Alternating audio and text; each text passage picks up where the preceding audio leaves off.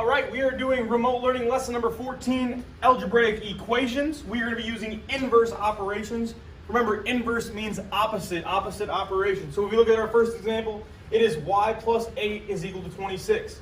As we're doing equations, I want you to think about the differences between an equation and an expression. If you notice, the equations do have an equal sign.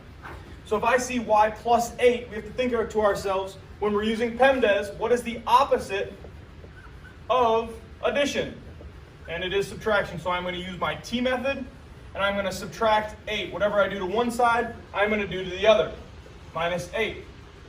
Think about what we talked about. These are opposites. Remember, opposites always equal 0. We are left with y is equal to 26 minus 8. We have to borrow 6, 16, 1. 16 minus 8 is 8. 1 minus 0 is 1. We are left with y is equal to 18. Now with equations, we can always see if we get the right answer by substituting the answer we get into the variable, which is the unknown value. 18 plus 8 is equal to 26. Yes, that is true. Check it off. We can move on. I have 4g is equal to 40. A couple lessons ago, we talked about a number next to a letter representing multiplication. So the opposite of multiplication, if you look back over here, is division. I am going to divide by 4. Whatever I do to one side, I must do to the other.